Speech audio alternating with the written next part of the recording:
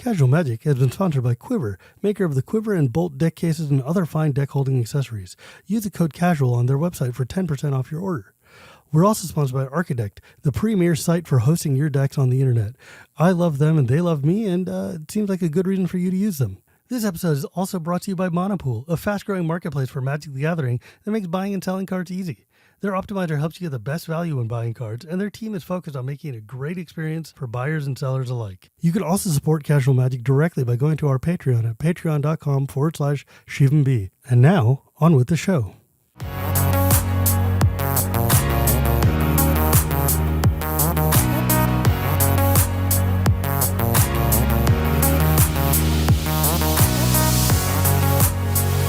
Hello and welcome to Casual Magic, the show where we talk about the fun side of Magic the Gathering. My name's Tim Willoughby and Casual Magic is brought to you by Architect and Quiver and my patrons over at patreon.com/ShivanB. Today we have a very special guest, a man who has somehow not been a guest on this show at all yet, which is wild considering the number of different Magic the Gathering personalities that we've had over the years. It's Shivam Bhatt. Hey Shivam, how's it going? It's so weird to hear that coming out of someone else's voice. Did I nail it on the intro? Did I hit all of the bits? Definitely, you got the rhythm and pattern correctly. I mean, I generally put a little bit more emphasis on the fun side of Magic, but that's also because it's affectation. Yeah. We're going to have some fun today, I suspect, because we have not planned this a huge amount, because we know that realistically, if we're going to talk for an hour or so, the problem is going to be stopping at the right moment. Like, this is going to be the bit. I'm not used to hosting your show, Shivam. I'll let you know right now. I'm not looking at the clock too closely. So if we go over, that's at least partly on you. Is that fair? I will let you know. Now, this is episode number 300, hence the fact that we're doing something a little bit special today. If you were doing an episode every year, it would be 1725 and your country wouldn't exist yet. If you're doing an episode every month, that would be 25 years worth of episodes. Jesus, really? Conveniently, it is somewhat more frequent that you're doing episodes, which means that you have been able to sneak them all in within the history of Magic. I mean, does it feel like a long time? You know, when I sit there and actually think about what 300 actually means, it's kind of an insane number. I mean, there are a number of Magic podcasts that are way more longer than I am, longer running, and have like higher numbers and stuff. But it still just feels like, damn, that's like 5-6 years of content I've put out regularly, which is like the most consistent thing I've done for myself in my life. That's not like a real job or whatever. And it's also a wild notion that there've only been a few weeks I've actually missed because of either vacation time or other extenuating circumstances. But it's like, I've been like rock solid consistent, which is nutty to think about. And I think that's the thing is like, it is so hard to come up with 300 guests. Wow. I have the full spreadsheet of every guest that you ever have. God, I can't, you know what? Like at the end of this, I'm going to need that just for record purposes. Cause that's like, I don't even know all the people I've talked to anymore. It was pretty much farmed from your website. So it's not like this is arcane knowledge lost to the history of the world, but I am intrigued as to attention, right? Like I don't pay attention. You ask a question, let them go. And if they change people from week to week, it all still kind of works. So I've got a whole bunch of people that have been on here. I'm really intrigued as to if you've got any sense whatsoever of who your most guestly guests are. Who've you had on the most? The most. Okay, well, I think there's a couple of names I can guess that were, let's see.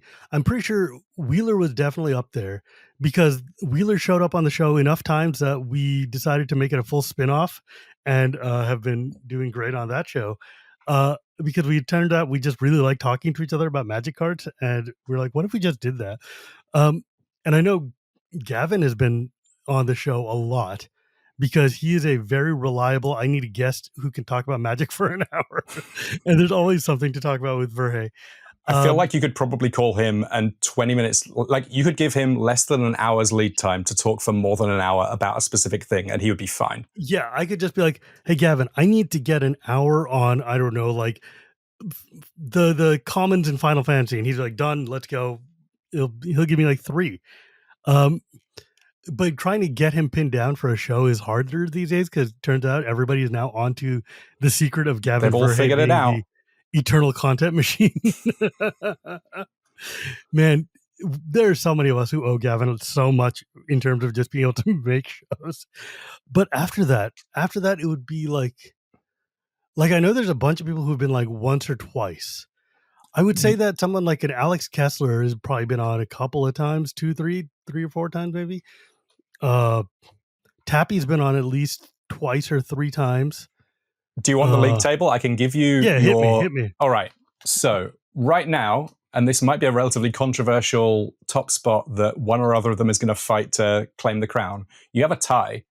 Wheeler and Verhey have both been on 8 times. Oh, geez. So no one's hit double digits yet apart from times. you. Yeah. That's so much. I think that Wheeler might have snuck it by having an episode that got split into 2 because you've talked for so long. Oh, right. Which is, there'll be a little asterisk there. But we'll give it to him. So it's currently 8 times for both of them. Then we have Ethan Fleischer, Tappy, and Sheldon both all managed to be on 4 times. Ethan used to come on quite often early on because I love talking to Ethan. He's really, he loves talking about Magic, and he's always got a lot of interesting things to talk about and a lot of sets. I'm planning on having him on again sometime because I don't know, I miss talking to him. Sheldon, I'm glad that I didn't realize I got him on 4 times. I think one of those doesn't count because it's a rerun of an early show. Sure, but you know what? It's Sheldon, so I gave it to him. Yeah, it's Sheldon. I will concede that point because I'm glad I was able to get him on the show multiple times. And Tappy, of course, well, she came to me once and was just like, I need to come on the show and talk about Eurovision. I'm like, the infamous Tappy, Eurovision episode. Talk about whatever the hell you want, dude. It was amazing. Tappy's one of my favorite people. So like the door's literally open to her all the time. And then we've got a few with 3 episodes. This is my 3rd episode, so I'm on that list. But then we've got Chase, Corey Bowen, Marshall Sutcliffe, and Alex Kessler and Carmen Klumperns. That's our 3 balls. Those are really good. That's a good bank of people, man. Like, these are all people I like to talk to. That's great. I think technically Serge might be on there by the time that this comes out because he's got one kind of in the tank. Yes. But yeah, we're a relatively slender group that has had more than a couple of episodes. I guess it's up to you to decide at what point you start giving people the jacket, right? Like the Saturday Night Live. All right, fine. I really should just make like a pin or something to give out like here, thanks for being on Casual. Here's like your badge or whatever. But I have tried very hard to not keep going back to the same wells over and over again, except for like there's some folks who are just interesting and have interesting things to say.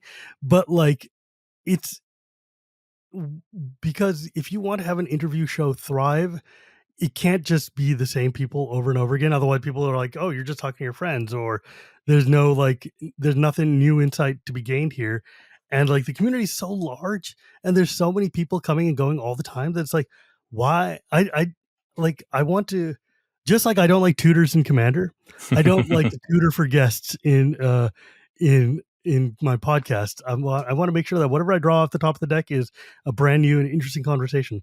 But sometimes joyfully inconsistent, right? And sometimes you need to win the game, though, and that means you got to like tutor for like your best, most reliable guest who's going to get you out of a jam. Yeah.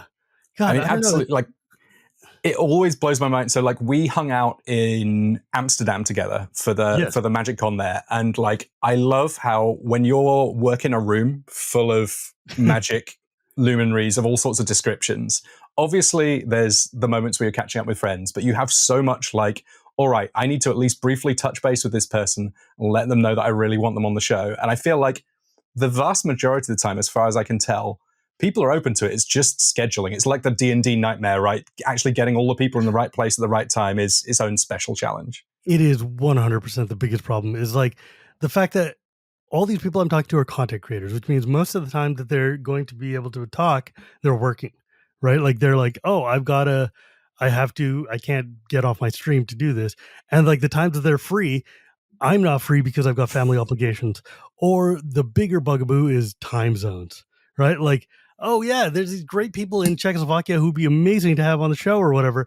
not even Czechoslovakia, the Czech Republic, and like Czechia. but but it's just like, how do we coordinate? And now I've started to do earlier in the day so I can hit you in the evenings in Europe. But even then, like trying to synchronize with Australia is hard. Trying to synchronize with Japan or Korea, it's very, very difficult because of just the way times work. And scheduling with people is such a challenge because there's always some people got life going on, and I mean, but that's the gig, right? Like the whole nature of this gig is like, hey, I want to have you on my show. Great, love to be on show. When can you do it? Yeah, about that. Well, Yeah, I I mean, guess that's the challenge. to some extent, you just kind of have to lay down the law and go, I've got these slots, I've got these dates. If you can make it, I really want you to achieve that. But, put the ball in their court and see what they can do with it, I guess. Like, I mean, that's the only reason that we ever get to record together is you go, you can have this day or this day, and then we'll figure it out.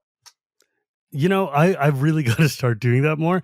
Like I used to be a little bit more like, oh yeah, when are you free? Balls in your court. But that's a terrible way to actually try to do this. I have to be like, hey, these are the slots I have open. When would you like to pick? But that's like, it feels almost a little too aggressive for what I want to do. But that's because it's the same way of like, oh, we don't want to call each other. I don't want to bother you. Or just whatever. I got to get over that and actually just be like, okay, yeah, I want you on my show. Here are the 4 times you can come on my show. Absolutely. And I think that at this point, you've got enough reps under your belt that people know that it's going to be a good time. It's just a matter of pinning them down. Like, obviously, like, tried to plan out some questions for this one. We'll see how many of them we actually get to. But the one that loads of people, I'm sure, are wondering is, are there any, like, Mount Rushmore people that you want to get on that you've just, for whatever reason, the stars haven't quite aligned yet? I mean, Richard Garfield, obviously. I would love to be able to talk to Richard Garfield, but I've sat and I've listened to him talk to a number of different people. Heard him on the Prof's show. I've heard him talk to BDM and other folks, and it's just like, what am I going to ask Richard Garfield that everybody else hasn't asked Richard Garfield? And at the same time, is he going to be that interesting a conversation to have? Because one thing you get the feeling of, it's like there's people who are good at talking, and then there's people who are that you would love to pick their brain of, but are not the most eloquently conversational. And it's like, I wanted to have a fun conversation for the people to listen to, but also for me, right? Like, but yeah, Garfield being notwithstanding, like in terms of magic people, I would love to have like John Finkel or Kai Buddha or something. But again, it would be like, are those guys talker types, or are they just the silent like murder face types? And that's a little bit of a challenge, right? Because one of the weird things is I am a fan of pro magic. Like I love pro magic For and sure. I love competitive magic. And so all these people who I grew up being fans of, like I was lucky enough to have Gab Nassif on the show, or Reed Duke, or LSV. And LSV I want a redo of because I think I was too much of a fanboy that conversation and not enough of a good conversationalist. Because that's one of the problems. When I run into people who I'm like a real, like if I got Kai on the show, it would be the most useless conversation because I would just be like a hot mess the whole time. But like, I don't know. I've been very lucky in that I've been able to have most of the folks I want to get on the show. And even like Wizard of the Coast has a great relationship with me. So I've been able to have like, oh, it would be fun? Peter Atkinson would be fun. That would be cool. Talk to the guy who founded Wizards and like the real history, yeah. Yeah, like that would be a neat conversation to have. Or like people who were around at the very dawn of the game. Yeah, like Mons or like Joel Mick or any of the the original guys. Yeah, or even like the first art directors, or like the people who were doing like you know what I'm talking about, who were these people who were evangelizing magic at the dawn of time? Those are the people I think would be real fascinating. And like I want to have BDM on again to just talk about like old time things. I mean, BDM's like a compilation episode before you even start, because if you reference 6 or 7 different people, he'll have a story about everyone. Like you might not share all of them, but like you'll get a lot. I think that's the thing with him is I need to sit there and actually like give him, I'm like, hey, I want to talk about Pro Tour 3. And it's like, go. Yeah, and there's like, I mean, there's so much fun to talk about. I mean, that's the reason that we've been able to have 300 episodes and counting, is that you can just if you've got a topic, you can go wild. And then, I mean, it's interesting you mentioned LSV. I have a story of an interview bit where I screwed up. This is on me. This is not on LSV at all. It was like before Worlds 1 year. And the question that we were kind of asking everyone was like, what would it mean to you if you won Worlds? Which is a kind of a nothing burger question. Like, you can't really dig into it and give a big answer. You're like, yeah, you know what? It'd be great to win Worlds. Congratulations. You've done a thing that you've not done before. Tick it off, put it on the pile. But no one's going to talk for 10, 15 minutes about what it would mean to win Worlds unless they've had a real hero's journey specifically to get to Worlds. And so, like, I feel like sometimes having that angle, having the questions to ask in the first place is like part of the like the driving action to the stuff. So for talking to you, I'm like, you've done 299 of these already. I don't want to ask you the same questions that you've been asking other people. I want to get some deep Shivam lore in there that's not been casually thrown out on the other ones. Actually, you know who, it just occurred to me, you know who would be really interesting to talk to that I would love to get on the show? Shota Yasuoka. Oh, wow, yeah. Because I would love to get some of the Japanese Hall of Famers on someday. And just like, depending on how good they are at English or not, just because we haven't talked about Japanese Magic, and those guys are monsters. Because you've lived in Japan, right? Like, how is your Japanese? Well, my Japanese is, well, it was 15 years gone now, so my Japanese is not as good as it used to be, especially for Magic terminology. But like, I wouldn't feel, it would be weird to do a conversation in Japanese for an audio podcast. It's more just about like building rapport and getting a starting point. I got to meet him. I met him at a MagicCon once, and I was like, "This is the coolest thing ever!" Because when he's not playing, he doesn't have murder face on, right? He's just got nice guy face. And I'm like, well, I mean, I think that like the thing that I found when I was working the Pro Tour and interviewing people was that a lot of the Japanese players actually had really good English, but they were just a little self-conscious about their English. So they they would happily have a good chat, but not necessarily on camera, just because they wanted to make sure they presented themselves in the best light. So like in that regard, when I was doing text coverage, it was brilliant because you could actually sit down and have a wonderful conversation. It was just that video was maybe a little bit trickier. Yeah, sometimes when I watch like some of the Pro Tour, like when they're talking like Japanese people in the top 8 or whatever, and you can be like, oh God, please give them an interpreter because these guys are struggling. But it's fine though. I don't know. I think it would be really cool to talk to like Li Shitian or like Yasuoka or someone from like, you know, that side of Magic. I would say Kenji Samura might be a really good bet. His English is great, cool and he just I actually haven't seen him in years and years and years, but he loves Magic. I'd be stunned if he's completely away from the game, even though he's probably working on things now. Bob Maher would be also probably fun. I can believe so, yeah. Like talk to the Dark Confidant himself. Yeah, that'd be sick.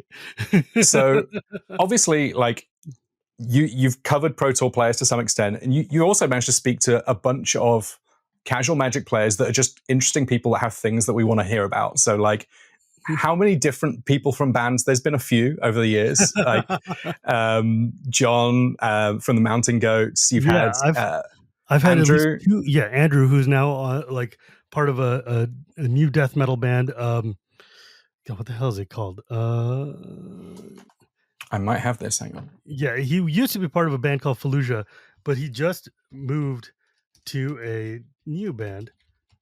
Okay, I'm pulling it up. So I guess my question is, like, obviously we don't fully know everyone in the world that plays Magic, because as it turns out, a lot of people play Magic. All Shall Perish. That's a band he's on. Oh, he's sick. part of a death metal band called All Shall Perish, which is amazing. But yeah, anyways. So like my question mark, I guess, because we've now hit a point, Magic's old enough, it's big enough that tons of people just casually do play Magic. You know, like Joseph Gordon-Levitt played Magic for a bunch of years. Like Seth Rogen played Magic, I think. Like loads of people have played Magic. Like, is there anyone that you'd be like, I want to introduce you to Magic because I just think that you'd love it? Like just in media. And then like, obviously at that point you get the in for the interview, but also you just get to share the thing that you love with someone who you respect, let's say. Oh man, that's a good question. Like if Robin Williams had still been alive, I would love to have played Magic with Robin Williams. Right? Oh, absolutely. That would have been unbelievably cool, because I think he's the right kind of nerd who would have totally appreciated it. I think he'd have loved Universes Beyond as well. I think he'd have really embraced the zaniness of all the different characters. Oh yeah. or even the unsets, man. Playing like Un3 with him would have been amazing. Let's see, but who would I want to introduce to Magic out of pop culture that would be like really sick to play with? Weird Al Yankovic. Oh yeah, I can believe that Weird Al might already have tapped a few lands in his time. Yeah, like I think that would be really, really sick. I think that would be really funny and interesting. Or like similarly, Lin-Manuel Miranda.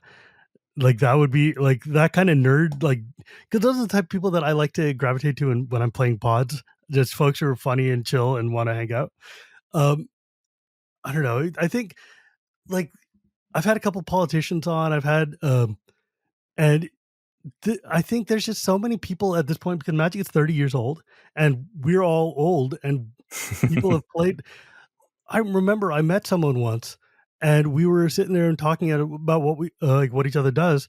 And he was like, yeah, I work as a vice president of one of the largest banks in the world, doing like running a huge division about like credit cards or something. Like, what the hell? It turns out like, nerds just grow up playing nerd things and you're still going to do it. Like the current vice president of the United States has tapped a land or two in his life. I'm not sure how that conversation would go. I'm not sure I want to have that conversation initially, but Keep it strictly Magic. I think that's the way on that yeah. one.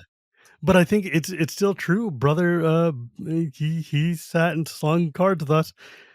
I mean, like, I think you're absolutely right. Like, it's a sufficiently big thing in the cultural zeitgeist now that, like, I don't feel like now I need to explain what Magic is quite as much to people. Like, people have heard of it. It might just be more a matter of you have to go, this is what Magic is to me, which is kind of cool. And to you, I feel like it's done a lot of different stuff. Yeah. Like it's opened doors to you in terms of people you got to know. It's let you travel. Like, I mean, well, yeah, like, with the old joke, it's like, oh yeah, play Magic, see the inside of every convention center from here through Peoria to like, Stockholm or whatever.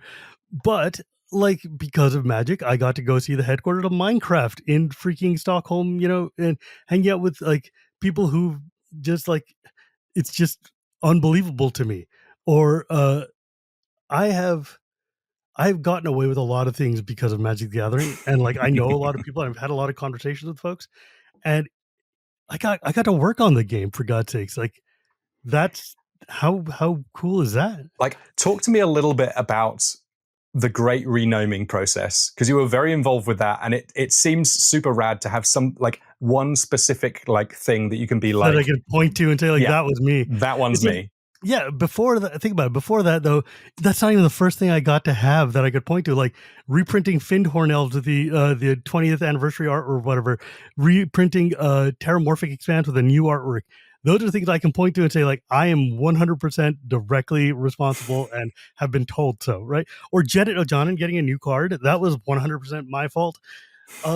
But the renaming process, right? Like 10 years I spent basically beating this drum that, hey guys, you made a choice with Kaladesh and it ends up being not the choice you wanted to make, and it's much more divisive and hurtful than you think it is. And then they called me and they're like, hey, so if we were to go back, what would you want to see? Like they went and they got a group of a bunch of us, like Indians and South Asians who were basically Magic players who had been making noise about this for a long time, and they're like, okay, we're thinking about going back to this plane. What do you guys think? And they were expecting, like, what would you like to see? What do you not like to see? And I'm sure they were talking like, oh yeah, we would love to see more of these kinds of costumes or less of these color choices, or like, they were not expecting an hour-long emotional lecture about racism, classism, and the problem of the name that they chose. And they were like, we can't change the name.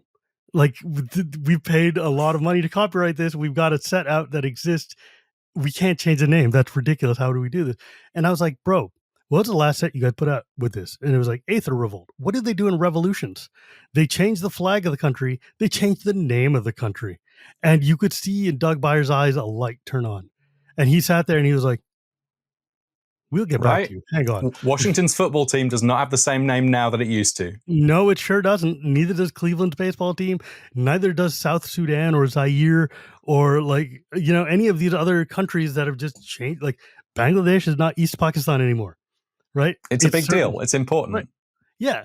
And like you sit there, and then they came back to me later, and me specifically out of the group, and they were like, here's a list of names we've come up with from consultants and from like other people. And I added some of my own names choices to that, and then I went through and I rated all of their names. And one of like the selection itineraries, one of the selection choices that I'd been using to judge this was, if you have this name, how easy would it be for somebody to make fun of me with it? Or how easy would it be for a freaking MTG Goldfish to be able to say this? Right? Like because he makes a point of trying to find a way to not pronounce things, right? Seth is notorious for just mangling words, and it's not insult. It's not on purpose. He's just not good at it. And it's just like, okay, does it pass a saffron olive test? Would a white guy be able to say this in a way that's not going to make me want to like poke my eardrums? And Avishkar had a number of things going for it. One was that the name itself means light, and it means invention, and it means like hope, and like it's got this whole like very uplifting optimism to it, which is the opposite of Kaladesh, which is both like, you know, land of engineering but also just land of darkness. And it's like, this just seems like a more uplifting vibe to it. It's got a cool there's a duality. You've moved on. Yeah. It's got cool. a really neat like mirror face vibe to it, and they had a great in-world story to make it like, why did this happen? It's really interesting you mentioned the storytelling, because I feel like that's one of the bits of Magic that it's ebbed and flowed a little bit over the years, but I feel like we're in a really good place right now. It feels like the team are properly making the most of, if we're universes within, then that universe is going to be rad, which is awesome. Yeah, it feels like to me that right now we've been in this new renaissance of Magic storytelling. Like, we had that perfect era between Origins and Ixalan where the story was just firing on all cylinders. Then we kind of lost our way a bit, but now it feels like the stories have been good and compelling and really interesting and fun to read. And so I'm like, all right, cool, let's go. Yeah, it's been very exciting. Now, I don't know how much, I can't, we talk a lot about a lot of different things. I can't remember if we've specifically talked about Universes Beyond, Secret Layers, the bits of Magic that are slightly less immediately Magic the Gathering, but are making a huge amount of players all over the world very, very excited and very, very happy. Sure. Like, when Post Malone first got into Magic, he managed There's another person who I would love to talk to. That would be a sick conversation, and you know that guy can talk. I think that I don't know his music super well, but I would love to also interview Post Malone about Magic, because I think that would be cool, because it'd be like the one interview that he does that's not the same as every other interview that he's done. Exactly. It's like, I'm not going to be asking you about your single or what it was like to collaborate with this country singer or whatever the hell. I want to know about the foils in your deck, man. So he's a rare example of someone who has a secret lair that, to the best of my knowledge, he just went, I want to be in a secret lair, and he picked the cards and drew all over them. Yeah, you can have the crook that references his dad, and it's like, it's very cool. If you son of Rich, if you were going to literally go, put me on a card, do you have a direction you'd want to go? I mean, the problem is, one is that Gavin gave me a card at the Gavin's Unknown event, right? So I've got Keeper of the Favorite Cards, which is already as me as you can get. And two, even though nobody's going to officially admit it, they put me on a friggin' halfling in Lord of the Rings with East Farthing Halfling, which is literally me in my garden. I don't know if it's actually me.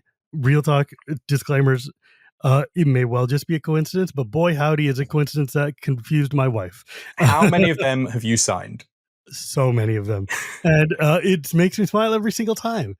But man, if I could have my own card, it would be like, it would probably be something like Brimaz, right? Like, I would totally want to have like, or a better Brimaz. A soldier maker of some description for the soldier deck? Yeah. Or even just like, God, Brimaz would be sick, but like, who? I mean, you realize there are altruists all over the world now going, right, okay, so we need a Brimaz with Shivam's face on it, and this is going to happen. Like, it's inevitable now. You've spoken it into existence. I mean, like, I don't know. It's just, it would be sick to have like, or there was the Inspiring Commander. That was a card that was arena only. Uh, that was like, draw a card every time a creature comes into play on your side. It's like a full color pie breaking white Oh, card. yeah. But it's not, it doesn't feel impossible that could be a real card, right? Yeah, I mean, no, it does, because I think Morrow hates that card. Oh, really? But, yeah, he is viscerally upset that there's a white card that just lets you unconditionally draw. But I don't know. I mean, maybe I would want to be on an elf, but like, I don't know, a Monodoric or something. That would be fun. I mean, I guess the other way that you could be on cards, and I actually can imagine this really well for you. Like, have you seen there's like a tiny number of cards that have real world quotes on? Like, a lot of them are Shakespeare quotes. Yes. In the flavor text. Mm-hmm. I think there's loads of room for a little bit more. Like, if we're going to already have universes within, universes without, universes shake it all about, like, maybe a little bit of flavor text that relates to the real world that's either come from people you know or like stuff from history, stuff from literature or whatever. I can totally imagine there being little sprinklings of that sort of thing. And that means that you get to not worry about how your face is meant to fit on show and tell or whatever, but you can just have the appropriate, let me tell you a story and there it goes sort of thing. Oh man. Actually, you know what card, I mean, like, it would be weird to put yourself on like equipment or something like that, but I think like Staff of the Storyteller would be also great. Oh, that'd be very cool. I can totally see that one. I mean, bearing in mind, if you're making a secret layer, you get like 4 cards, right? It's never just you new can do one. whatever you want. So I don't know. It would probably be some. The problem is, like, I change my mind every 10 seconds, but it would probably be like Soul Ring. It would probably be like, yeah, whatever. Grim. I mean, that's where it started, right? That was the original commander. Man? You wrote an article that changed my life. What can I say? 300 episodes later, here we are. And like, seriously, like, part of the reason I wanted to ask the question about who you'd want to teach is because, like, it's cool to go, like, almost have like the one unbroken line of like, well, I started playing Magic because my friend Tom taught me Magic. This person started Magic because of this. And that you gradually go, I would love it if I could bring these people into Magic, because I think they really love it. And like, I think that like D&D has kind of got a similar vibe of there are some people that just happen to have not played it, that that if you could get them in the room and get them doing it, that they would just have the best time. Yeah, because, there's this concept of Hinduism called the Guru Parampara, which is basically this unbroken chain of teaching that goes back through your teachers. You trace back to the person who founded your school, and then who they taught that leads you down. And you see this in Buddhism too, like, oh yeah, this is from the lineage of these teachers, and here's like the 17 people who were in charge of this particular school. And like with like hobbies and stuff, you see that too. You see this like vein of, I was taught by this person who was taught by this person who was taught by this person who was taught by Richard Garfield how to play. And or even in like the in Islam, they've got these notions of the hadith, which are like the sayings of Muhammad that were passed down and recorded by such and such a person, then transmitted orally onwards. And like, even though it's like weird to consider like a hobby like Magic or something in those same kind of exalted tones, it's still the same way of like, or like Street Fighter. Like, somebody taught me how to play a fighting game, somebody taught them how to play a fighting game, vice all the way back up the chain. And yeah, I think there's this joy of transmitting this love of this thing that you have to a bunch of people. And like, you are like the one virus that goes, infects the cell explodes and they go out in 30 different directions, and then, teach other people and spread out and onwards. And it just feels great. It feels really, really cool. Like, I was at a pre-release recently for Edge of Eternities, and somebody was there who didn't know who I was, and they were talking to me about their commander deck, and they're like, have you heard of these cards and this thing? And like, oh yeah, well, there's this rule that lets you, if your commander dies, you can go back to your command zone. I'm like, oh really? That's really cool. It's like, yeah, it wasn't like that before, but now it lets me do all these cool tricks with my command. And I was like, awesome. That's really neat. And they left without knowing who I was, and they're like, oh, you make content? I'm like, yeah, sometimes. It's fine. My name's Shivam. Nice to meet you. And then like the store owner looks at me, he's like, it's nice to not be recognized once in a while, isn't it? I'm like, dude, it is the greatest feeling in the world.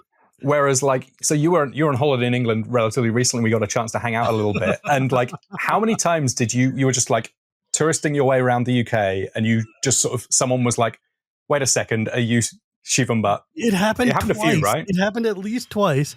Like once in a friggin' Tesco in Stoke, which is like, if you're English, is like the funniest thing in the world to be recognized. Yeah, like I don't know what the analog would be. Like some like pretty like low budget Walmart supermarket. in like, yeah, it's like being recognized in a Walmart in Kansas or something. Like, what? Why are you what? And then the other time was on the last day in Kew Gardens. Somebody heard me reading a sign to my son and just like dragged themselves to a halt and turned around like, are you Shivam? And I'm like, are you kidding? And this is the reason you need to carry at least one magic card in your wallet so that if you need to get that signature, at least it's going to be on something relevant. And when I was in Sweden and I was at my friend Mark's birthday party, he was having a convention type of thing, which is why we flew there to go play Magic all day. And one of the people he was playing or who was at his party was hanging out. They were like looking at me and they're like looking at me kind of askance, like, wait. And they were talking to my wife and my wife's like, yeah, that's the Shivam. And I'm like, oh, I'm done now. And he comes up to me and he's like kind of shaking or whatever.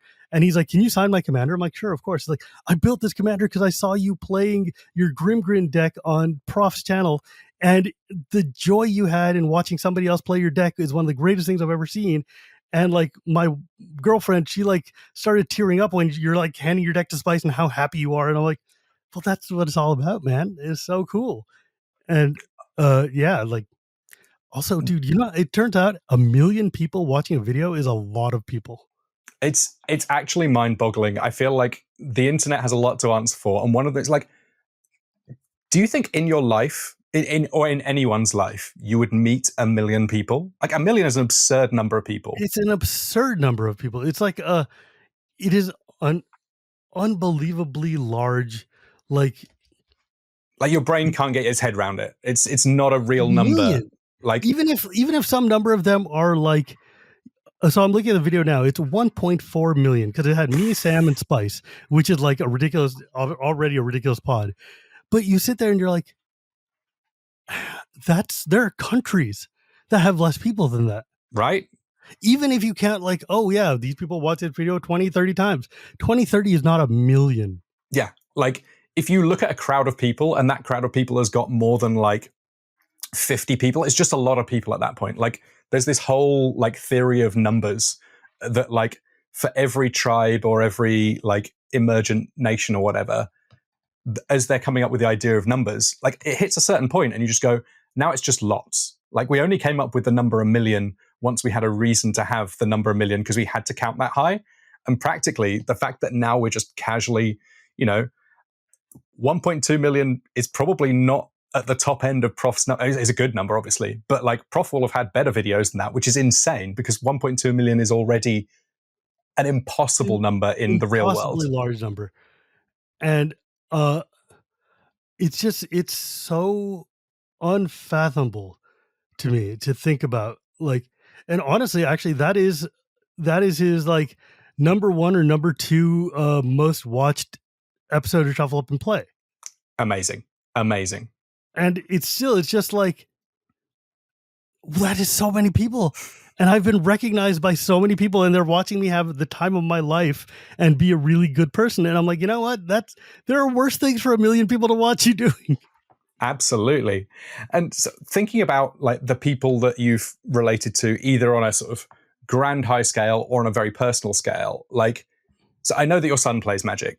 Did you teach him to play or was that something that he kind of learned independently? No, he sat and he watched me play with my friend. He's like, I want to play. And so I got some starter decks and I tried to show him, but it's only now that he's like kind of getting old enough to actually understand the cards and read them and pay attention. But he's just like, yeah, he was like, Papa looks like he's having a great time. I want to do that. And so like, is there going to be the moment, it may already have happened, where he rocks up and goes, I built this deck, and then he just smokes you. Like, in my head, that feels like it's got to be the moment that you go, achievement unlocked, right? But it's going to be pretty great. It hasn't happened yet, but we're taking baby steps. When we were in Sweden, he got to play a lot of Commander with people who are not me and people who wouldn't just let him, get up and rage quit and walk away when he's not having fun. And he took my Nira deck and he was like wrecking face with it. And I'm like, all right, let's go. I like this. Let's see what we do. It's a good time. just a matter of time. It's going to happen, and when it does, what a moment! You And know like, what? That's a moment you live for as dead, right? Like, come on. like, and I think like when I think about Shivam Bhatt, I don't think about Shivam as just Magic the Gathering, because you have so many different strings to your bow. Like you were saying, even today, right? So we're recording this podcast now, and for me, it's the evening. For you, it's kind of lunchtime. You've already recorded one other podcast so far today. Was that another one of this series, or because you That have was like another 3 of different this one. podcasts, right? Yeah, I recorded another episode of Casual. I prepped an episode of Shivam Wheeler. I started working on an episode of an unnamed podcast that I'm working on. So yeah, it's like this is what I do now, which is wild. Which is wild. And you've now got like the shed, like the special magical recording place. Is this where you are right now? No, I'm still. That's going to take a lot of building. That's going to take a lot of like. I have a lot of like ideas in mind, and I need to actually sell some cards to make it happen. But yeah, that's going to happen eventually. I mean, you know what you want to do. Like, this is the 300th episode. Like, you've got your Patreon. Like, I don't know if you have a Ko-fi account or similar, but if there are listeners that are desperately going, you know what, we want to help Shivam celebrate the fact that he's hit 300. I can say this because I'm not you. So I know that you're very humble, but I'm like, no, you've done incredible work and you need to be recognized for that. If people want to figuratively buy you a drink to help you build the studio so that you can do even more things, there's never been a better time than right now. Like, arguably, like 300 episodes ago or right now, those are the 2 best times to do it. So just do it. Send him money. It will go to good places. Yeah, I mean, I have to buy a new desk and set up a new computer and the whole thing. It's going to, because I realized I've done it for 300 episodes, and I'm doing the other show and it's doing gangbusters, and if this is what I'm going to do, and if I want to expand this to doing more things, more content, whatever, then I should have a dedicated space that I can do that in. Because right now I share my office with my wife when she's working from home, and that's fine and dandy. But it's like not. And like if I want to record late at night, my son shares a room, a wall with this room, and I want him to be able to sleep. So like, okay, we need to. I guess if I'm going to do this, I need to build a room to do this. So here we are. Yep, lots of curtains on those walls in the shed so that you can control the sound and all that stuff. Oh yeah, like, I have to put a on the rug floor. down. I have to do sound dampening and all this. It's gonna be fun. Like, so when you think back to the 300 episodes, right? Obviously, we're talking about 5-6 years of very, very consistent throughput on putting things out there before we worry about all of the other podcasts. Do you have any like things that you wish you could say to younger Shivam that would have really helped? Like, this is how we test whether or not time travel exists, by the way, because if time travel exists if you figure it out in the next 10 years, then that information goes back and then we have a whole new timeline with even better episodes. So all you need to do is figure out what to tell yourself, and then we can do the big test. In terms of podcasting? Yeah, we're not. We don't need to say buy Bitcoin. We understand that if you're going to go back in time, that would be helpful. But but in terms of podcasting, I think one of the main things I would have taught myself is it's okay to bail on a conversation that isn't working the way you want it to work. You don't have to publish everything. Sometimes you can sit there and be like, hey, you know what? I'm off my game right now. Why don't we reconvene and retape this another time? But also, be more aggressive about looking for things like sponsors and looking for things like funding and stuff, because it turns out a lot of people like and enjoy the show. I should be advertising it more. I should have gotten on YouTube way earlier than I did, instead of just being like an elitist audio only type. I should have capitalized. I mean, if I was going back in time, I would have told myself capitalize on some of these guests you've got and actually call them up and follow up on this and say hey, you have a friend who does this and I would love to talk to them. Can you introduce me?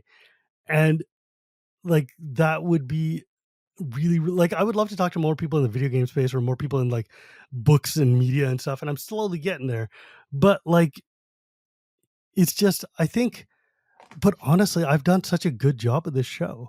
You have smashed it, to be fair. I don't mean that in an arrogance way, but just in terms of looking at the technology. I've made sure the sound quality has been good. I've made sure all of my it's been consistent. All the rules you need to follow to be successful at podcasting or whatever, I've hit. My show shows up at the same time every week. You know where to find it every week, like clockwork. That is the biggest one, right? Yeah. And I don't Like, know. I mean, I'm really proud of what I've done here.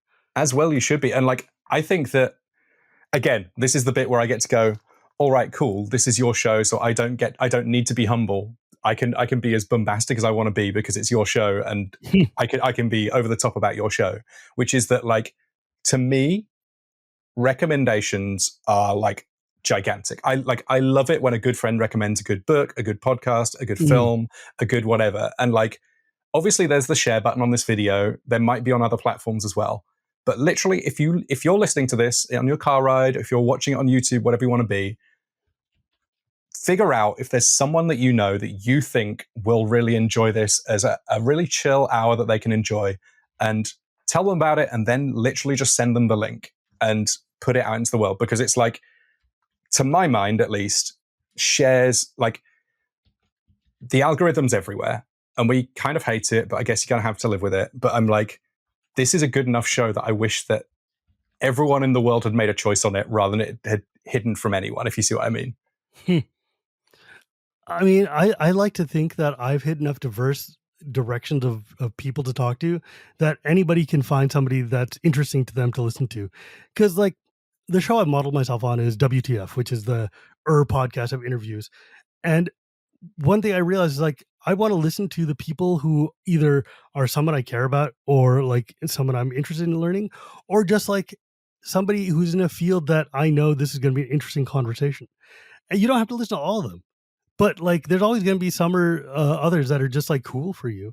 And I think that's what makes this so much fun for me, is that like I can give you an infinite variety of different experiences and people to talk to, and I get to have fun conversations with weird, wildly diverse people. And to that end, like, I knew going into this that I was going to speak to you for who knows how long. And I was Hmm. like, we're going to talk about magic because, of course, we'll talk about magic. That's the touchstone that brought us together in the first place. But I know that I want to ask a whole bunch of questions that All right, buddy. literally have nothing to do with magic. So some of these are going to be kind of quick fire ones, but equally, go nuts if there's things that you want to go nuts on, because there's just a whole bunch of stuff that you know about that I know nothing about that I want to know more about. So, for example, in addition to everything that you do in relation to magic and everything you do with podcasting and so on, you are a priest that does weddings. Yes? Among other things, yes.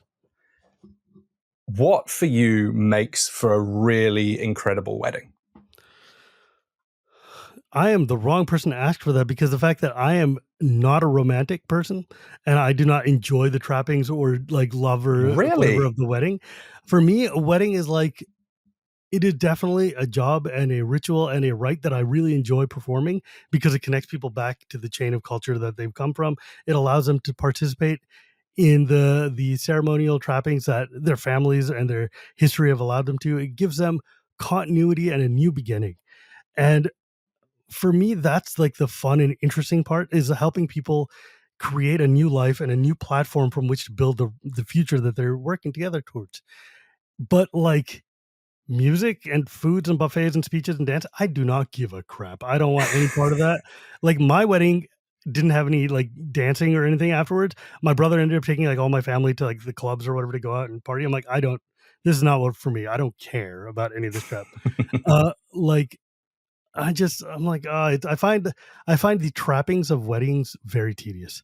But the emotional side of it and the, like, cultural connection is the bit Yeah, that's your space, right. yeah? Like that part's the fun part of it for me. Like the actual like, oh, like throw the bouquet or what dress are you? Who cares? Who cares? But like, if you want a good wedding, I think the things that make weddings good are, the food has to be memorable.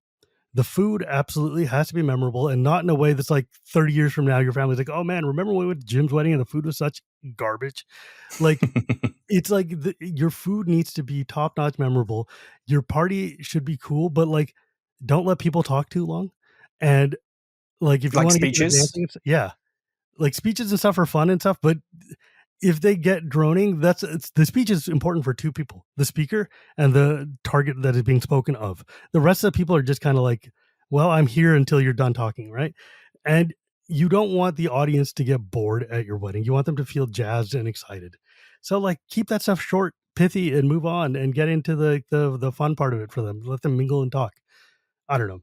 I I am very happy to go perform a great wedding, make you feel like you're well set to start your life, and then leave. Awesome. Love it. All right. Next random weird question from Tim that just wants to know more about Shivam. If there was one meal that you were going to make to impress somebody, what would it be? Oh man. If I was going to make a meal to impress somebody, well, it worked because I've been married for 25 years. So is that where it all kicked off? No, I mean, we used to sit and watch Iron Chef stuff together. But then, like, yeah, I used to cook for her and all the time, and she would cook for me, and we like just enjoyed cooking for each other, and it worked very well. But like, the thing about cooking is less about what you're making and how it's more about how you're making it and how you're presenting. It's like if you come to somebody and you've just got like a can of tomato soup and like, slightly burnt toast, but you are full of the most just like vibrancy and joy. And you're like, look, I did something for you. I'm so excited to share this with you. It doesn't matter if it's dog food on a plate. It is your enthusiasm and love and joy and the sheer happiness that you have and the sheer love you have to make something for someone else, that it is how you do it. If you're like making a Michelin star meal or like the highest quality meal you can, but you just like, here, toss this together for you. That's not going to fly nearly. It's like, okay, well, great. That's very stuffy kind, I guess. But like, even if you boff your food, if you come and present it with love and joy and just like affection for the person you're feeding, that is the thing that the people are going to remember. Beautiful. Love it. So again, I'm literally, I had a big list of these on my phone. I'm just running off the dome though on these. So we've got things like, obviously a lot of your days pretty busy. As you say, we're at like just after lunchtime for you and you're 2 podcasts in so far. What does like the dream lazy day look like for Shivam? Like if you're like, I'm just going to kick back, I've got no responsibilities today, what am I going to do that's just going to bring me joy? What are we looking at? So what I would do is I would grab like some Paul Oakenfold or Paul Van Dyke Megamix from like the 90s, something like, Radio 1's like old like DJ mixes that they used to do. And I would throw some trance mix on from like some club in China or whatever is going on. And then grab a long novel and a thick plush couch or a chair and just like curl up and read. Like that would be my glory days, or even just like sitting out in the backyard with the sun shining on me while bees are buzzing around the flowers and just having a book and a like a nice cold drink and just reading and being uninterrupted to like listen to cool music, read, maybe play like some cozy video game or something. But like, oh God, dude, my glory day is just, I think the greatest day in the world for me would be sitting on a beach in the shade of like some like cypress trees or something while the ocean's just kind of like and just reading. Like that would be it. That would be what I want. I mean, you live in California. It feels to me like this is a very achievable day for you. There's a reason I have not moved. I was thinking about this earlier on today because it's like right now in London, it's crazy hot. But like, and it peaks and troughs a lot over here, right? Some days it will be like when you came to visit, for example, it was unpleasantly warm, unseasonably warm. God. It was unbelievably hot. It was 40 C inside the museum, dog. Yes, which is like close on like 90 something it was like in your money, 90s. Right? Yeah, it was like, so dumb. But my impression of California though is that every day is pleasant. Some days are just a bit warmer than others, right? Yes. Like generally speaking, the weather in my area is somewhere between 70 and 76 degrees, more or less all year round. There's a couple of weeks that it's going to be like in the 90s or some hot, and which is important because my tomatoes need to ripen. And then there's going to be some weeks where it like rains and it gets down to 50 degrees. Oh no, which in your terms is like, it's like sitting in the 20s like the whole time. Like my entire range is like, what is perfect weather? It is that all the time. Which is wild. Like, so I feel like from your perspective, talking about the weather must be the most boring thing imaginable. Yeah, because there's no seasons. There's one season. It's necessary over here because it's changing so much. Like Shakespeare would never have compared anyone to a summer's day if every day was a summer's day. Like it's so different over here in that regard. But like, I love the idea of the, like on a hammock would it be, or like comfy garden chair sort of thing? Yeah, just I don't like hammocks, they swing a little bit, but, like, in Indian culture, we have these swings that are just, like, big, like, planks that are held up by chains, so they're long enough that you could lie down on if you wanted to, but they swing back and forth sort of like a playground swing does, kind of, and, every Indian household has one, they're, like, bolted into the roof, and they're super comfortable and super fun to just chill on, like, my dad has one in his house, in his great room, and I could just sit there and Indoors. lie. Huh? He has that indoors. Yeah. Wow. Because he's got this big old room, and he's just got it in front of his TV that he can just hang out with. It's like, 20 feet that way. Because this room is very large. It was like it's it's like the size of, remember that apartment I was in? Imagine double that size.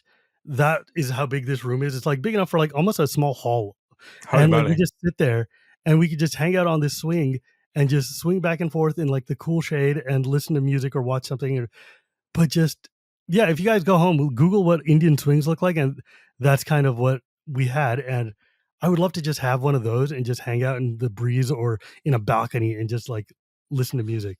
And are you the sort of person that when it comes to reading like a good novel, let's say, do you reread novels that you enjoyed, or does it always All have the to be something time. new? All the time. Do you have like a comfort one that's like, all right, this is just easy reading. I'm going to have a nice week or so.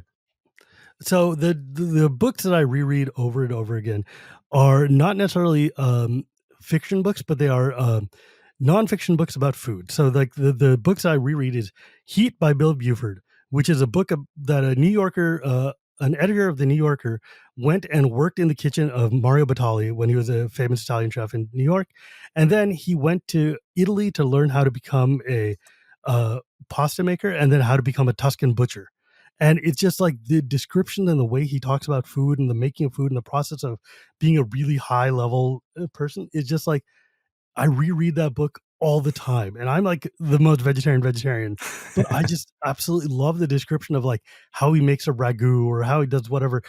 And he wrote a sequel to it called Dirt, which takes place in France, where he goes to France and Lyon and learns how to become a baker and another type of chef. And I'm like, this is the best thing ever. Or Anthony Bourdain's set of memoirs, which are just like the most amazing food writing that's ever been. And Michael Rollman wrote a handful of books about going through culinary school and then seeing what it's like to work for like Michelin star people like Thomas Keller of the French Laundry and other things. And those books are just like I reread these like yearly. When it comes to like fiction books that I reread, I will grab books all the time. Like I'll reread Dragonlance book once in a while, or like I cycle through them periodically. Right now I'm rereading Stephen Bruce novels or Tad Williams books. I don't know. Like I will just have a phase where I'm like, I want to read comfortable things and not new things. I read a lot though, and I read really fast, so it's kind of Oh, really? Because that was going to be my next question. Because like I'm quite leisurely on at least the first read on things. But by this, like, how quickly would it take? Like, if you had a new novel to read that was, let's say like 600 pages, say like a okay. relatively chunky novel. I could read a 600-page novel in it depends on how much I need a Wikipedia. If it's a Brandon Sanderson book, it's going to take me a couple of weeks. But if it's like a straightforward book, I can read a 600-page novel in about a week or two. It used to be, but the thing is, these days I only get about an hour or so a day to read, so it's less likely. But for instance, I've read 3 Stephen Bruce novels in 3 days, Wow. one day each, and they're very because they're short and I've read them before. But like it used to be, I could read a Dragonlance novel in 3 hours flat. Holy moly. And like when the last Robert Jordan book came out, I took me or the end of Wheel of Time, I read that in one day, and that was more because I had just been desperate and wanted to finish it. Like, But do you ever have that thing with those sorts of books where you almost feel like you're falling down a hill? You're like you're not skipping stuff, but you're moving through paragraphs so fast that it's almost like well, you're yeah, the speed thing is, reading. You're not I hearing am a a speed reader, narrator. though. That's exactly the thing. I am a speed reader. I was trained speed reading in second grade, and ever since then, that's just how I read books now. And I'm just very good at looking down and Just absorbing. absorbing, filling in the words, and seeing what happens. Sometimes I have to go back and detail reread to just I might have missed something that ends up being very important later. But like I blaze through books, and um, it's kind of wild to think about. Like more than that, it's just like I read and absorb things through text very easily, and Do you have very like an internal narrator, like when you're not no, reading? Like, if I have a narration, because that's the thing, if I get a narration, if I hear the voice in my head, my speed is like cranked way down. It's like somebody held the But handbrake. even when you're not reading though, so like when you're just like, you know, doing the laundry or the groceries or like living your life, like, do you talk to yourself in your head, or do you have a Sometimes. Yeah, I mean, I'll have like that standard human like narration that goes on. But if I'm reading a book, like if I start hearing my voice reading the book to me or hearing a voice, it is like somebody has just thrown a gum into like the works or like pulled the brake in the car, just like now dropped to first gear and can't go anywhere. And it's the worst thing. I have to put the book down until I can regain my speed voice. Otherwise, I would just like I end up like crawling at like 1x, and I'm like, nah, I can't do this anymore. the special reading flow state? Yeah, I've I never need to had be that, in and a I want it. yeah, that's exactly it. I get into a flow state. And there's this thing my wife and I like to call the point of no return, where when you get to a chapter in a book or so, and you're like, there's only so much of the story left. And I can see that this rock is rolling down the hill and it's not going to stop till the book is over. And I need to read the end of the book. And I'm just like, well, and I just tell my wife, I'm like, point of no return. And she's like, great, I'll talk to you in 3 hours, I guess. And it's just like, we just got to churn and get to the bottom of it. I can't stop. I love And that feeling. it's like, yeah, but like the second I hear my voice, it's over. Like that feeling of like the moment that you're in a really just spectacularly great place with a novel or any book, but especially with novels for me at least. I love it. And it's one of those things where like those are the kind of recommendations that to me are like purest gold. Like if you can Yes. give someone that feeling, and that's part of the reason I love, you know, sharing magic with people, is because I think that it's so big and rich and full, and it's got so many like gobbets to it that anyone can find something to think about it if they're in it at all. But like Yes. when someone finds a really good book and you get to then share that good book with someone else that loves it, like that, again, much like teaching people magic, much like teaching people anything, like the bit where you get to share something and watch someone else enjoy it as well, to me is that's what makes life worth living. Yes. 100%. 100%. It is my favorite thing to share things I love with people and have people share the things they love with me. That's like my modus operandi. So I think we're getting close to the end of our little session, but do you have one or two recommendations for all the people that have stuck through all of our lovely non-magic chat for a book, a film, an album, like something that you're like, you know what, let's pay it forward and give something they're going to get something special out of? Ooh. Okay, let's see here. Yeah, I mean, the book recommendation I always give to people is you got to read Heat. You got to read Heat. It by Bill Buford. It is my favorite book of all time, I think, easily. And then in terms of fiction, um gosh, there are so many books. I just love reading. I love reading so much. uh, the I'm going to skip on that question because there's just too many good books out there, and too many like I don't know. It's like I don't want to give people a long series to I read, mean, or also conveniently, if something suddenly pops up in your head afterwards, you I have can just control of this recording. You can literally I just can put a just add link it on in the later bottom of if the I video feel and like be it. like, you know what? I forgot about Pachinko by Minji Lee. This is an incredible book. You should all read it. And then just stick the link underneath and people will have a lovely time. Hang on a second. You just reminded me. Um, So there's a book by Aaron Morgenstern called The Night Circus, which was written in around 2013. And it is maybe one of the, no, it was written in 2011. And it is one of the best books I've ever read in my life. It is a book that is a love letter to the English language. It is a Ooh. languid, just like slow, cold, unfolding story about it was written for NaNoWriMo of all goddamn things. And it's got this weird, it's just kind of like fairy tales told about this circus. And it's about these two people who are kind of like trying to out circus each other and like find ways to just build these like puzzles. But it doesn't really, the thing is like telling you about the plot of the story is almost pointless because the plot is like this weird nebulous uh, like who I couldn't even tell you necessarily what the story is about, but the way she writes is such a love letter to the language and to the art of writing that you read this and you feel the words embrace you and they just kind of wrap around you, and it's like oil coating pasta, but it's flavored oil in this way that just kind of gently caresses you as you eat. It is so good. Nobody has used the words of language the way she does. And it's phenomenal. Like, it is just absolutely phenomenal story. Um, and the other one is The City in the City by China Miéville. Have you ever read this book? I have It's very not. short. This book is a sort of pseudo noir, a surrealist fantasy novel that is about a man who is a detective detecting. There's been a so he lives in the city, and the city is oriented in one way. So, like, let's say it's oriented vertically, and overlaid it horizontally is a second city entirely. This city So and it's this kind of city, like a nexus. yeah, it's like a hash mark cross. All the cities going left to right is one city. All this going up and down is another city. These two cities exist in the same time and place, but do not interact with each other, act as fully different municipalities, and you go out to the border of the land to talk about the people in the other city or whatever. And a murder happens on the border of these two cities in this jurisdiction, and this guy's trying to solve this murder in this weird landscape of where you are in this city, but you have trained yourself not to see this other world. And it is wild. It is an incredibly cool story, and it's very short, but very, very just like mind melty. And it's like one of the most genius stories I've ever read. It's so cool. Amazing. Yeah. But I Movies. love this. Yeah. Like, this is the bit where we get to go. Everyone gets a gift out of this episode, whether or not you're using the regular discount codes, which are always there and you should use because it's literally free money for you guys, or you're going, well, I've saved some money on my things that I'm buying, so I might as well buy the best book that Shivam's ever read. And then, like, what a joy and a treat! Oh my goodness, this has been Yeah. fun. Oh man. I don't know. If I like, movies are harder for me because I don't really like movies.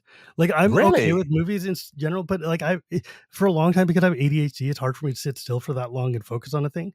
But like, there are some movies that I've just genuinely loved, and it's hard for me to remember any of them right now because I'm just like, I have to really be thinking about it and sorting it out. But like, my favorite movie of all time is Stranger Than Fiction, with Yeah, Will Ferrell being a character in a story. Or very meta, that one. yeah, it's so wild. I met Queen Latifah at Huh. a junket in LA when I was in the film industry. And I was telling her, I was so excited to meet her because, like, I've listened to her music my whole life, whatever. And I was like, the favorite thing you've ever done, my favorite movie you've ever been in was Stranger Than Fiction. And she looked at me for a second like, really? That was the one? And I'm like, you don't understand. I love that movie with every fiber of my being. Or like Eddie Murphy's Coming to America, which is Yeah. the funniest movie of all time for me. Just period. But yeah, and like, album wise, oh man, Metallica's S&M. Metallica's S&M is my with the orchestra. yeah. Yeah. That is my comfort food album. That is the one whose songs I just come back to over and over again. Or Orbital's dual album, which had the box on it, and it was called Insides. That album was super, super good. Aphex Twin, Girl Boy Song, or like X Japan's Blue Blood, which is my love of Japanese metal. But actually, if you want to know the thing I've been listening to the most, go look up Aurora, the pixie singer from Norway, who is just the bulb of light and joy. And she she's done a lot of live concerts, like, and if you look up any of her live shows and just put it on and listen, that is like the vibe that I love. Like, listening to live sets on YouTube is kind of what I enjoy doing the most these days. Yeah.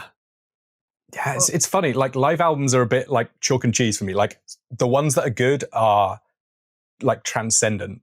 Yes. But sometimes, like, if you're the sort of person that, I mean, back in the days of iPods or whatever, where you have things on shuffle, like when a live mixes with a not live, that's the greaty one for me sometimes. But listening to albums top to end, yeah, I think live albums are great. Like, I love shuffling when I've just got songs individually, but like, when I think about what I'm actually listening to these days, it's really like, I will put on like a 2-hour long YouTube video that's either like a long mega mix or like somebody doing a live show, and I will listen to that concert because just the vibrancy and energy of a live show is unmatched. Like, one of my favorite songs of all time, my favorite album of all time, Metallica did a live set in Mexico City, and they released as part of this thing called the Live Set Binge and Purge, which is like this big huge box set that they did, and the first track of the second track of the first album is Creeping Death, but like it's Creeping Death live. So James Hetfield's yelling out to the audience like, "All right, Mexico City," and he's just, you can hear him, and he's like, "You're singing Die," and it's like the song is like 4 minutes long or 5 minutes long normally. This is like an 8 to 12 minute long iteration of it because the audience is just like losing their mind and the band is at peak, and it's like the most get you pumped music there is. It's so sick. Yeah. Because Metallica are pretty much like your band, right? They're the band that you've seen the most, yeah? Mm-hmm.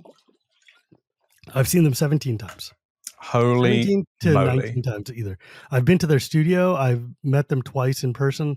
Metallica is literally my favorite band of all time. And I know every song they've ever... I mean, you know me. If I get into something, I decide that's the thing I am into, and I will know everything there is to know. But yeah, no, Metallica is my band of choice. Them and REM. REM, interesting. Yeah. REM is my not a huge amount of overlap between those two. No, they are definitely look like my triumvirate: Orbital, REM, and Metallica. That's techno music, like alt pop, and like speed metal. Like, what the hell? What is going on? And then and Aurora, who's just like bouncy happy pop, and it's like completely different world. But REM is one of my like when I was at Loading Ray Run for their PPR, they were like at the end of it, James said like, "Hey, we're doing a new thing here where I'm going to take you guys to a record store and you're going to buy me your favorite record, and it's going to go part of the collection. We're going to put it in the Moonbase and people get to listen to it."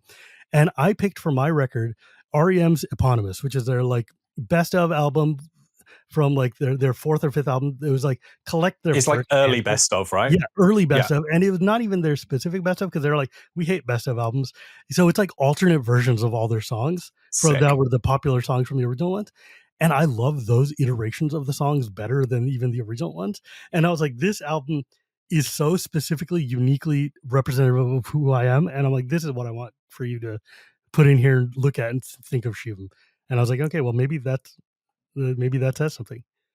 Very, very cool. Yeah, I like that a lot. I think that we're probably at a nice little spot here to put a pin in it for today, because that means that we can do this again sometime and still have loads and loads of stuff to talk about. 300 other questions for me, man. I literally, because it was the 300th, I was like, I initially wrote 300 all non-magic questions, and I was like, we need to get people on the hook somehow here. I'm not sure whether or not we can start with how your perfect day goes. But I'm glad that we were able to sneak those in towards the end. Yeah, that was the bits I wanted to know about. Well, I call this show Casual Magic, not because it's about casually playing Magic or playing Magic casually. It's because it's casually about Magic. Magic is what gets you here. And then the conversation is just the interesting part. It's like, we use this like a lost leader at a store, like the gum at the, this TV is on sale, so come inside and then actually buy the things I want you to buy. It's like, I want you to hear about life. I want you to hear about what people are into. Why are they here? What are we about this game? Who are we as people? That's the stuff that I care about. That's the stuff I found interesting. Yeah. This is the stuff we'd have talked about if we were sat at a table playing Commander. Exactly. Once we got past the actual, like, how to get through the mechanics of attacking and blocking. Yeah, like, who cares? Like, look, dude, I've had 300 episodes. A lot of them have been about cards. And I've made a whole separate show where it's literally me and Wheels talking about cards, right? And, like, I love that. I'm not going to say I don't love that. I wouldn't do this if I didn't. But it's also, like, how interesting is that? I would much rather know, like, how did you find the game? Where did you find the game? Why are you doing this? And that is the joy for me. That's what keeps me coming back 300. And honestly, friends, man.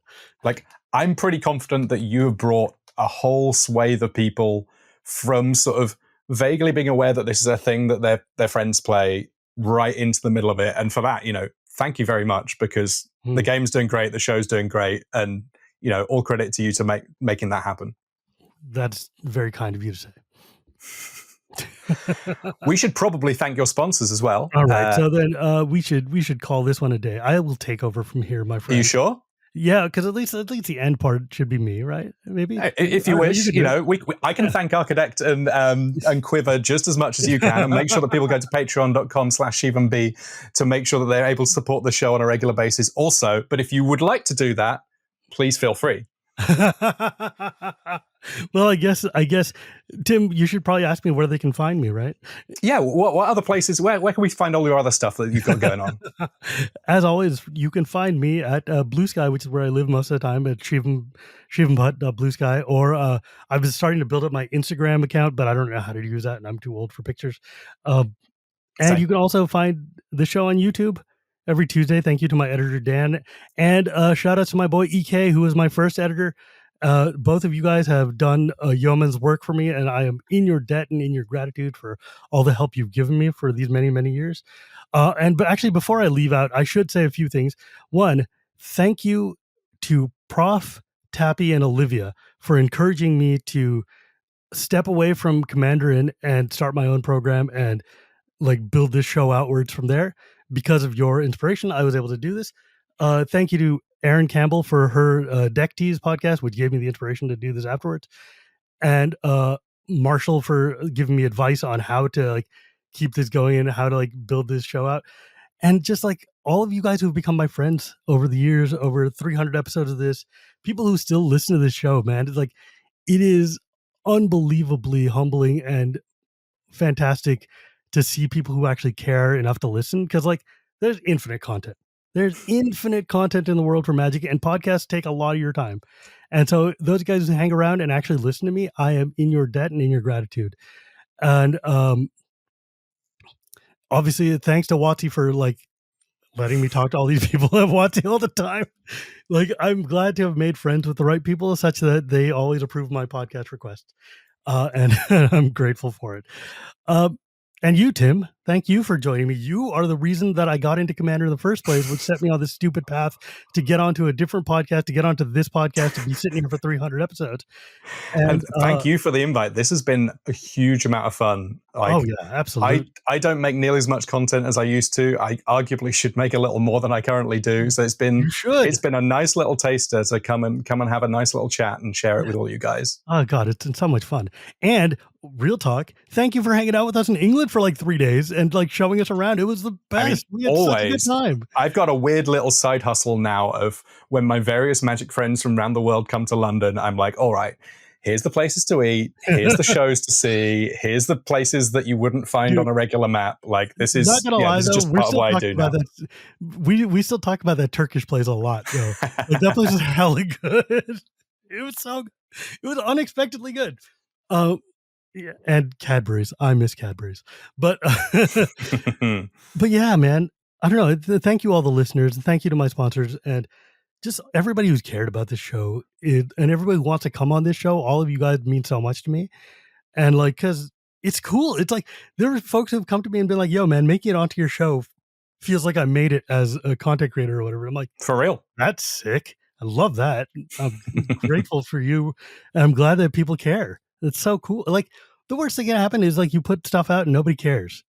And so when people care, it's important for you to remember that and to be grateful and to be like always like getting away with having this as a job is ridiculous.